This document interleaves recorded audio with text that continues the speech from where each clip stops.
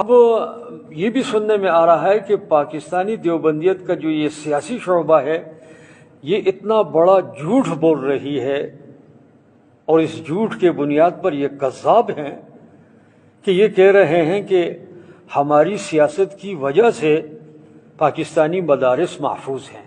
یہ بہت بڑا کذب ہے۔ اولاً تو یہ مدارس انہوں نے نہیں بنائے، جب ان کا وجود تک نہیں تھا، اور پاکستانی دیوبندیت جس کے امیر حضرت لاہوری رحمہ اللہ بنے تھے، اس کا اس سیاسی جماعت سے کوئی تعلق نہیں جس کو احتشام الحق تھانوی رحمہ اللہ چلا رہے تھے۔ یہ بھی کذب بیانی ہے اور یہ بھی انتہائی بہت بڑا جھوٹ ہے۔ یہ اسے جھوٹ سے اجتناب کیا جائے۔ اور بڑے بڑے لوگ میں سنتا ہوں جو مدرس قسم کے، وہ بھی یہ جھوٹ بول رہے ہیں۔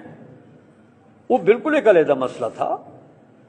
وہ جو جمعیت علماء اسلام احتشام الحق والی تھی، وہ پاکستان کے بننے کے بعد بھی اس کے کچھ ذرات تھے، وہ مسلم لیگ کی تھی، وہ ہماری نہیں تھی، علماء دیوبند کی نہیں تھی، جمعیت علماء ہند کی شاخ نہیں تھی، وہ جمعیت علماء ہند کے خلاف بنی تھی۔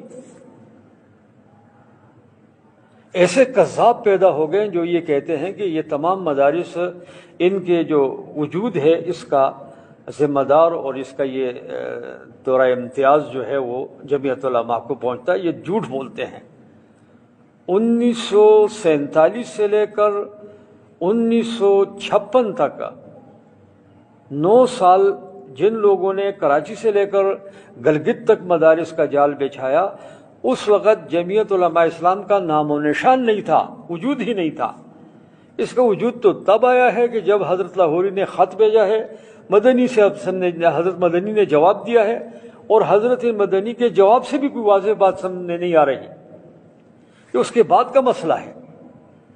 اور دوسرا، اب بھی بہت سارے مدارس اس ملک کے اندر موجود ہیں جن کا تعلق کسی بھی سیاسی جماعت سے نہیں ہے، وہ اپنا علمی کام کر رہے ہیں۔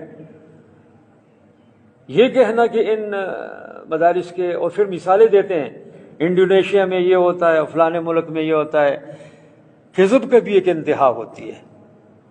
بلکہ الٹا، جتنا عرصہ میں اس جماعت میں رہا ہوں 1980 سے لے کر 2020 تک، اسی سیاسی دیوبندیت کی جماعت نے مدارس کے لیے مسائل پیدا کیے ہیں،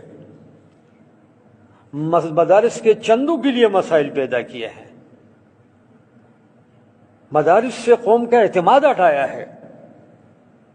یہ بات درست نہیں ہے، غلط بات غلط ہے، غلط بات کو آگے نہ بڑھایا جائے، اپنا کوئی اور جھوٹ بنایا جائے کہ بھئی لوگوں کو ووٹ دیتے ہو تو ہمیں بھی ووٹ دے دو۔ لوگ ووٹ لے کر شراب پی کر برطانیہ بھاگ جاتے ہیں، ہم شراب پی کر برطانیہ نہیں بھاگیں گے، ہم آپ کی گلیاں بنائیں گے، آپ کے سڑک بنائیں گے۔ اس طرح کی بات کرو، جھوٹ کیوں بولتے ہو؟ اور بھی مذہب پر جھوٹ بولتے ہو، خدا کے بندو، تو خدا کا عذاب آئے گا، تم پر بھی آئے گا، ہم پر بھی آئے گا، سب پر آئے گا۔ یہ بات درست نہیں ہے۔